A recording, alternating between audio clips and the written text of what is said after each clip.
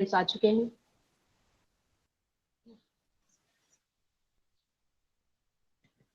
ॐ भूर्भुवः स्वः तत्सवितुर्वरेण्यं भर्गो देवस्य धीमहि धियो यो नः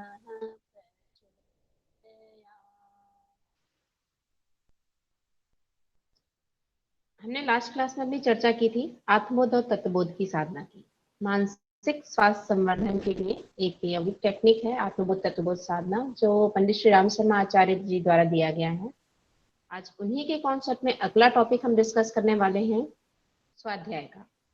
स्वाध्याय क्या होता है, किसका करना चाहिए, क्यों करना चाहिए, क्या बेनिफिट्स हैं और क्या वो वैलिड हैं, क्या उसकी चर्चा कहीं पर की गई है, प्रेजेंट टाइम में कितनी वैलिडिटी है। तो इन सब में आप लोग अक्सर, आप में से कई स्टूडेंट में भी यहाँ पे जब थे, रह रहे थे, ऑफलाइन क्लासेस जब चल रही थी तो आप लोगों ने स्वाध्याय की क्लासेस भी अटेंड की थी।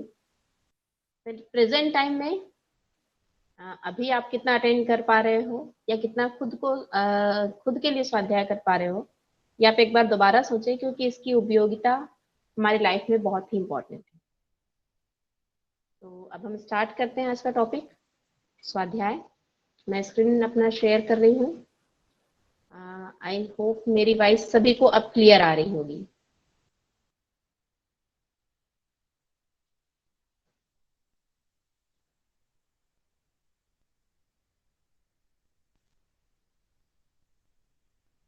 स्वाध्याय यहाँ पे जैसे देख रहे हो कि आत्मदीपो भव लिखा है। अपदीपो भव कहा जाता है, आत्मदीपो भव का भी कहा जाता है। स्वयं ही अपना दीपक बनिए, क्योंकि कहीं और से उजाला मिले ना मिले, हम खुद को ही जला कर यदि प्रकाशित कर लें तो हमें किसी और दीपक की आवश्यकता नहीं पड़ेगी। तो उसका एक बहुत अच्छा टेक्निक माना गया है स्वाध्याय। आज हम यहीं से प्रारंभ कर रहे हैं। शरीर, वस्त्र, मकान, बर्तन, ऐसे बहुत सारी चीजें हमारे आसपास होती है जिनको नित्य हम साफ करते हैं, मांजते हैं, पोंछते हैं, सफाई करते हैं उनमें, क्योंकि डेली लाइफ में उन पे मैल जम जाता है। तो वैसे ही हमारा मन, हमारे विचार, इनमें भी ऐसे ही संसार के बुरे जो वातावरण का है उसका मैल चिपक जाता है, उसका प्रभाव पड़ जाता है उस पर। तो उसकी सफाई के लिए भी पंडित श्री राम शर्मा आचार्य जी ने सत्संग और स्वाध्याय की बुहारी लगाने के लिए कहा है। और शास्त्रों में भी इसका वर्णन किया गया है कि आपको नित्य प्रति, मतलब प्रतिदिन स्वाध्याय और सत्संग करना चाहिए। मतलब ब्राह्मण में कहा गया है कि जिस दिन आपने स्वाध्याय नहीं किया वो दिन तो आपके जीवन जीने जैसा नहीं है, उसे तो सिद्ध की स्थिति मानी गई है। जैसे उस दिन आपने आपने अपनी लाइफ को जिया ही नहीं, आप कुछ ने कुछ किया ही नहीं। तो इसलिए इस काम में कभी भी हमें आलस नहीं करना चाहिए, प्रमाद नहीं करना चाहिए, इसे टालना नहीं चाहिए। प्रतिदिन हमें स्वाध्याय अवश्य करना चाहिए। ये डिवाइन इंडिया यूथ एसोसिएशन के द्वारा ये बनाया गया था एक पॉम्पलेट, जिसमें लिखा है कि स्वाध्याय हमें क्यों करना चाहिए। तो स्वाध्याय वह पंप है जो मानसिक वृत्तियों को उच्च मार्ग की ओर चढ़ाकर तुच्छ मानव को महापुरुष बना देता है।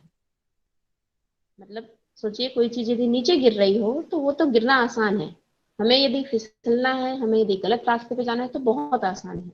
लेकिन यदि हमें ऊंचाई की ओर जाना है, अपनी वृत्तियों को ऊंचे वर्ग की ओर ले जाना है, ऊंचे मार्ग की ओर लेके जाना है, तुच्छ मानव से महापुरुष, महामानव, देव मानव बनना है, तो हमें एक पंप की जरूरत है, और वो पंप का काम करती है स्वाध्याय। तो स्वाध्याय को सिर्फ पढ़ना नहीं मान सकते। स्वाध्याय वो होता है जिससे हमारे जीवन की समस्याओं का, या जिस जो भी हमारी उलझने हैं उन सभी का हल मिल जाए। तो यहाँ पे कुछ पॉइंट लिखे गए हैं कि स्वाध्याय क्यों करना चाहिए। इससे सकारात्मकता बढ़ती है, इससे आत्मविश्वास विकसित होती है, अच्छी आदतों का निर्माण होता है, जीवन की उत्तरोत्तर प्रगति होती है, सम्मान व श्रेय के अधिकारी बनते हैं, तुलनात्मक दृष्टिकोण का विकास होता है, स्मृति, जिसे कंसंट्रेशन आप के नाम से जानते हो, उसका विकास होता है, और कठिन तथ्यों को समझने में सहायता मिलती है। साथ ही साथ हम क्या राइट है क्या रॉन्ग है उसका भी निर्णय कर पाते हैं। और प्रतिदिन नियम पूर्वक हमें स्वाध्याय तो करना ही चाहिए, क्योंकि इससे हमारा ब्रेन भी काफी एक्टिव रहता है। और जब आप ऐसा करते हैं तो आपकी जो नॉलेज है वो बहुत ही अच्छी हो जाती है, आपके नॉलेज के सोर्सेज जो है वो बढ़ जाते हैं, आपकी जो नॉलेज है वो जागृत और जीवंत बने रहते हैं, फ्रेश बने रहते हैं हमेशा। तो इसलिए हमें कंटिन्यूटी में स्वाध्याय करना ही चाहिए।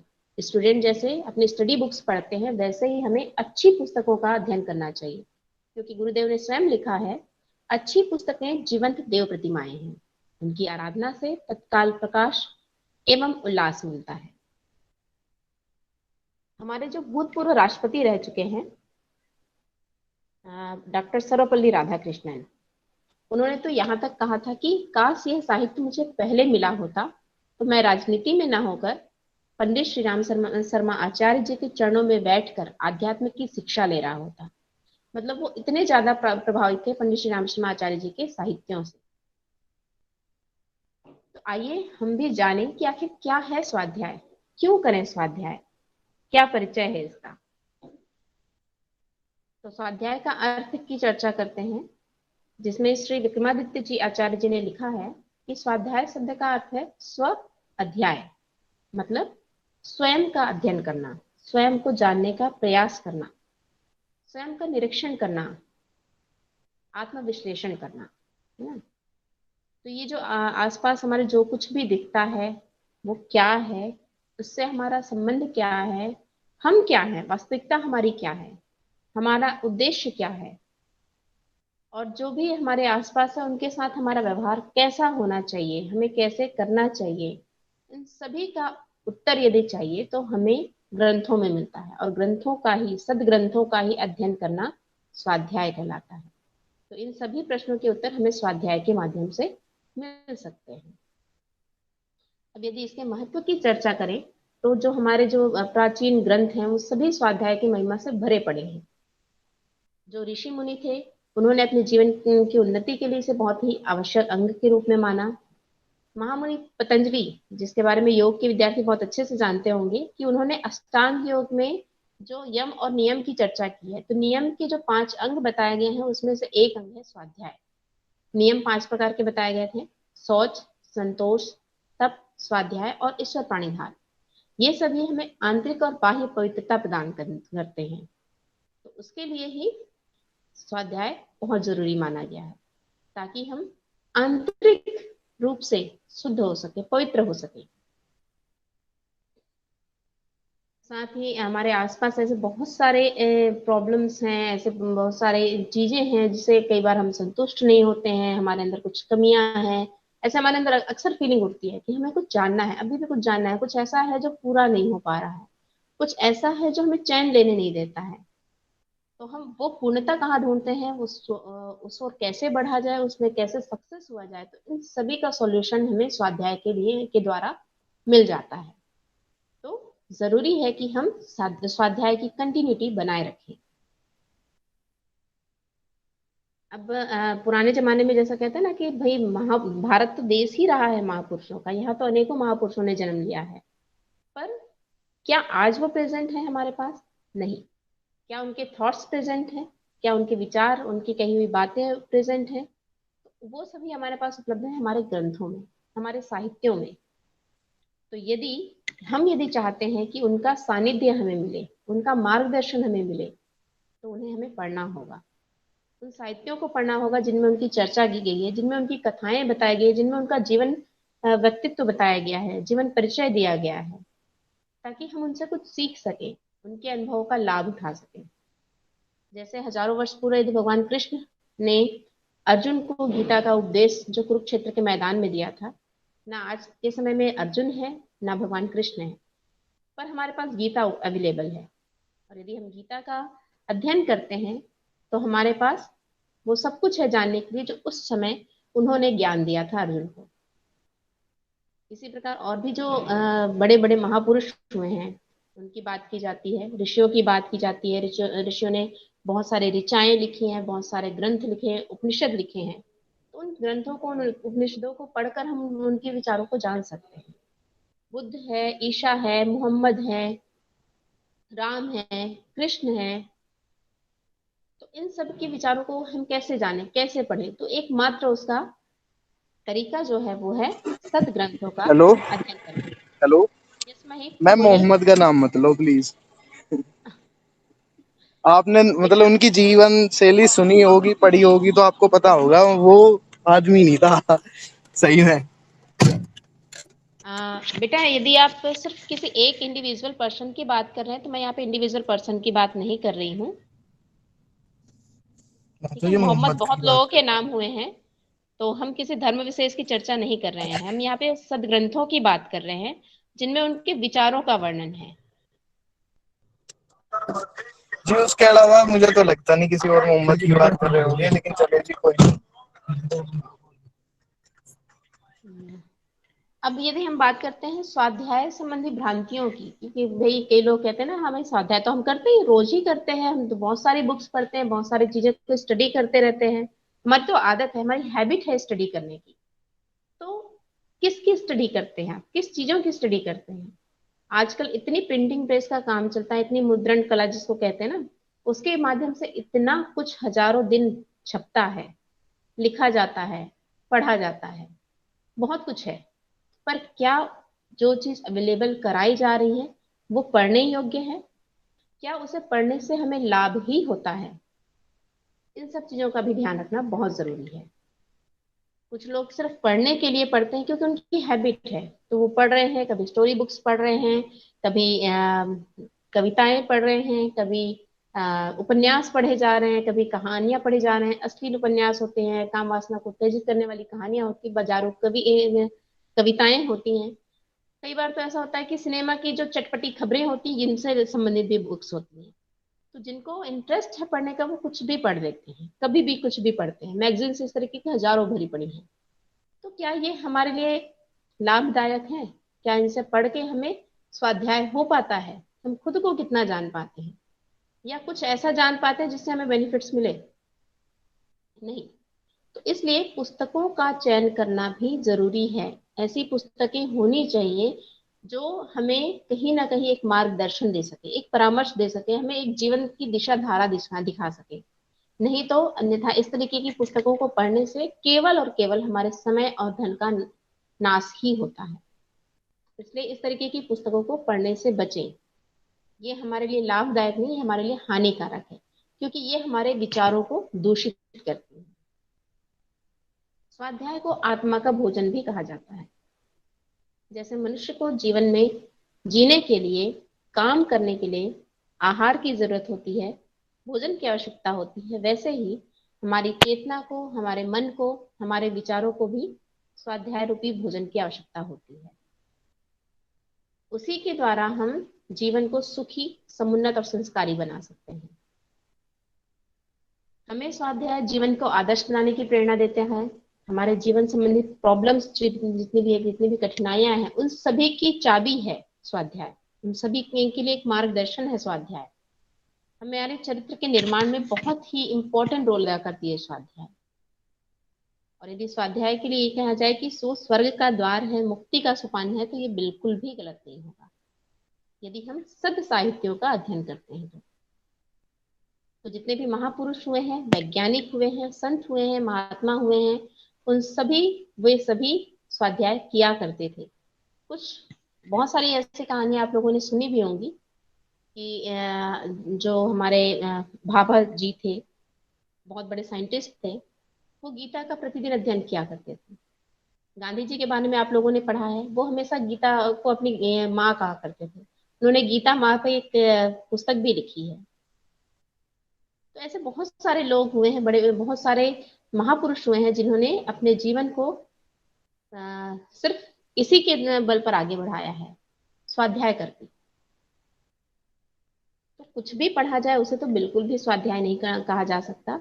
इसलिए पढ़ना क्या है ये सोच समझकर चयन करें।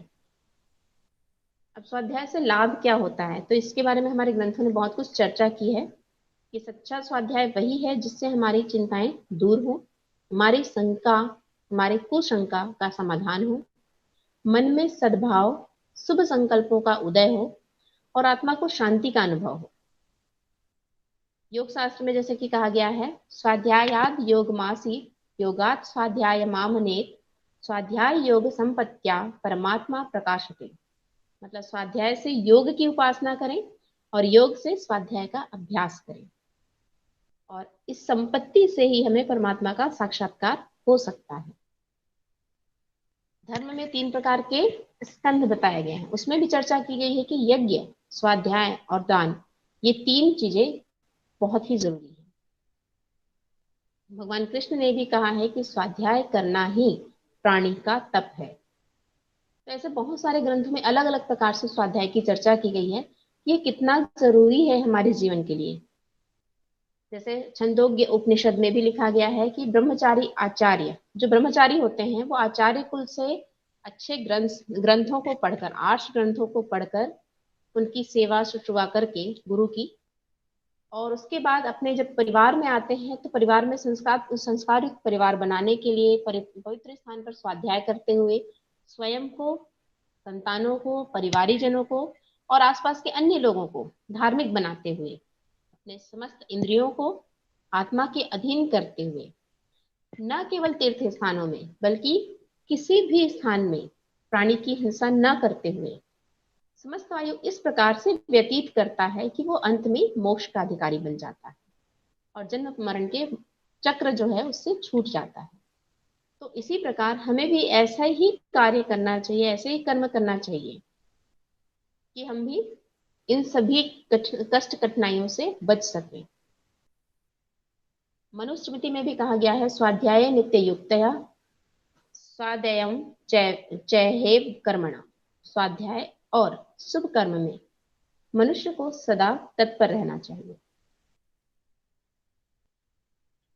महाभारत के शांति पाठ में कहा गया है कि जो नित्य स्वाध्याय करने वाला व्यक्ति होता है वो सभी प्रकार के दुखों से पार पा जाता है, उसे किसी प्रकार की दुख कष्ट चिंता नहीं घेर पाती है। इसलिए भी हमें जो भी व्यक्ति ऐसे हैं जो दुराचारी हैं या सदाचारी हैं या व्यभिचारी भी हैं, तो उन सभी को भी स्वाध्याय का नियमित आदत डालकर ब्रह्मचारी बनने का प्रयास करना चाहिए। अपने जीवन को पवित्र, शुद्ध और निर्मल बनाना चाहिए और इस क्रम को नियमित पालन करना चाहिए। अब इतनी वर्णन जो अभी तक जो हमने बताया वो सब थे ग्रंथों में चर्चा, पर यदि एक प्रेजेंट टाइम की प्रैक्टिकल की बात करें कि स्वाध्याय क्यों करना चाहिए, तो हमने सबसे पहले स्लाइड में भी इसकी चर्चा की थी। जो डिवाइन इंडिया यूथ एसोसिएशन ने कुछ बताए हैं, उसके लाभ जो बताए हैं, फिर भी एक बार दोबारा रिवाइज कर लेते हैं कि इसका क्या इम्पैक्ट पड़ता है। तो एक बार क्या हुआ कि लोकमान्य तिलक जी को ऑपरेशन करवाना था, तो उन्हें डॉक्टर ने कहा कि क्लोरोफॉर्म सुखाकर आपको बेहोश किया जाएगा, फिर आपका ऑपरेशन किया जाएगा। तो उन्होंने कहा कि मुझे बेहोश मत कीजिए, मुझे सिर्फ गीता ला दीजिए, मैं उसे पढ़ता रहूंगा और आप ऑपरेशन कर लेना। तो उन्हें पुस्तक लाकर दे दी गई और वो पढ़ने में, अध्ययन करने में इतने तल्लीन हुए कि डॉक्टरों ने ऑपरेशन कब किया, कैसे किया, उन्हें पता भी नहीं चला और वो बिना हिले पूरा ऑपरेशन उन्होंने करवा लिया। उन्हें किसी प्रकार के दुख का या किसी प्रकार के दर्द का भी अनुभव नहीं हुआ। तो आप सोच सकते हैं कि पुस्तक के अध्ययन में कितनी तल्लीनता प्राप्त हो जाती है, कितना आप कंसंट्रेट हो जाते हैं कि आप बड़ी बड़ी साधनाएं भी आसानी से कर पाते हैं। साथ ही प्रेजेंट टाइम की ही बात कर रहे हैं तो मनोविकार, जितने हमारे मेंटल स्ट्रेस होते हैं, डेली लाइफ हेजल्स हैं, दुख है, चिंता है, परेशानियां हैं, ये तो हमारे आमने सामने आती ही रहती हैं। तो इन सब का सॉल्यूशन भी हमें अच्छी पुस्तकों से मिल जाता है। कई बार हम कन्फ्लिक्ट्स में होते हैं तो वहां पर भी कहा जाता है कि एक बार कोई भी अच्छी बुक्स है, कोई सदग्रंथ है, उसे निकाल कर उसे देख लीजिए तो आपको सॉल्यूशन मिल जाएगा। अक्सर ऐसा होता है हमारे साथ। तो अच्छी पुस्तकें हमें क्या देती हैं? धैर्य, शांति, सांत्वना, ये सारी चीजें हमें मिल जाती हैं अच्छी पुस्तकों के अध्ययन से। जैसे सरस पुस्तकों से पीड़ित रोगी जो होते हैं, जो पीड़ित होते हैं, उनको बड़ी शांति मिलती है। कैसे मिल जाती है? जैसे माँ आपको प्यार से लोरी सुनाते हुए मीठी नींद सुला देती है, वैसे ही अच्छी पुस्तकों को स्टडी करते हुए आप एक शांति का अनुभव करते हैं और एक अच्छी नींद आती, गहरी नींद आती। तो इसलिए भी हमें कंटिन्यूटी स्वाध्याय करते रहना चाहिए। इसमें हम पहले भी चर्चा कर चुके हैं कि सत्य साहित्यों का ही अध्ययन करें, साहित्य अध्ययन नहीं, सत्य साहित्य का अध्ययन करें, क्योंकि साहित्यों को समाज का दर्पण माना गया है। तो समाज का दर्पण मतलब ये नहीं कि समाज में जो कुछ हो रहा है, जो कुछ घटित हो रहा है, वो भी साहित्य में लिखें और वही सब हम पढ़ते रहें। उसके अलावा भी ऐसी चीजों को पढ़ना चाहिए जो उसका सॉल्यूशन बेस्ड हो, जिससे हमें एक मार्गदर्शन मिले, जिससे हमें आत्मोन्नति प्राप्ति हो। तो यहाँ पे साहित्य का अर्थ यही है कि ऐसा साहित्य हो जिससे मनुष्य का चरित्र ऊंचा उठ सके और उसमें उसमें उच्च नैतिक सद्गुणों का समावेश हो सके, जो उसे सच्चा संकल्प और कठिनाइयों पर विजय पाने की सच्ची दृढ़ता प्रदान कर सके। और ऐसा होना चाहिए जिसके पढ़ने से पाठक का अंतःकरण जो है, जिसका मन है, वो फूल की तरह खिल जाए और उसकी खुशबू दूसरे तक भी पहुंचे, आध्यात्मिक सुवास निकले। तो ऐसा साहित्य हमें पढ़ना चाहिए। तो साहित्यों की आवश्यकता पर प्रकाश डालते हुए सिसरो नाम के विद्वान ने लिखा था कि साहित्य का अध्ययन युवकों का पालन पोषण करता है, वृद्धों का मनोरंजन करता है और उन्नति का द्वार खोलता है, और विपत्ति में धैर्य बांधता है, घर में प्रमुदित रखना मतलब अच्छा वातावरण बनाता है, और बाहर भी दूसरों से कैसा व्यवहार करना चाहिए विनम्रता से, उसका काम भी साहित्य ही करता है। तो साहित्य हमें पूरी लाइफ को कैसे जीना है, किस प्रकार से बिताना है, ये पूरा मार्गदर्शन देता है। इसलिए ऐसे ग्रंथ, ऐसे वाङ्मय, ऐसे साहित्यों को हमेशा हमें अध्ययन करते रहना चाहिए। अब अंत में सिर्फ इतना ही कि ज्ञानवान और विवेकवान व्यक्ति जो भी हैं, यदि आपको बनना है तो अपने मन मस्तिष्क की साफ सफाई करना शुरू करें, उसे परिष्कृत करें स्वाध्याय के माध्यम से। जैसे यदि खेत में बहुत सारे खरपतवार हो, कंकड़ पत्थर हो और घास फूस उगे हों, तो उस पर खेती नहीं की जा सकती। उसके पहले उसकी गुड़ाई की जाती है, उस पर हल चलाया जाता है, उसकी सफाई की जाती है, तब जाकर उसमें अन्न के दाने डाले जाते हैं और तभी अंकुरन आता है। तो वैसे ही हमारे भी मन के अंदर जो भी ये कूड़ा करकट है, झाड़ झंकाड़ है, इन सभी की सफाई आप नित्य प्रति स्वाध्याय के माध्यम से कीजिए, और तभी आपके अंदर ज्ञान का बीज फूटेगा और सही तरीके से आप अपने आप को एक नई दिशा की ओर आगे बढ़ा पाएंगे। तो यहाँ पे ये स्वाध्याय का टॉपिक कंप्लीट होता है। आप में से किसी के पास कोई प्रश्न हो तो अब आप पूछ सकते हैं, कोई क्वेरीज हो तो आप डिस्कस कर सकते हैं।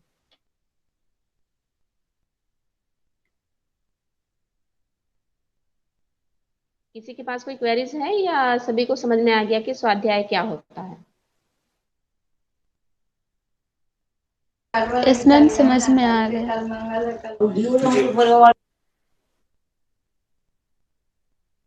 तो आज की क्लास यहाँ पे हम एंड करते हैं।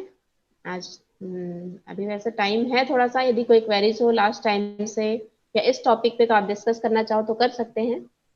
फिलहाल मैं रिकॉर्डिंग कंप्लीट करती हूँ यहाँ पे, फिर आपकी अटेंडेंस कर दी जाएगी।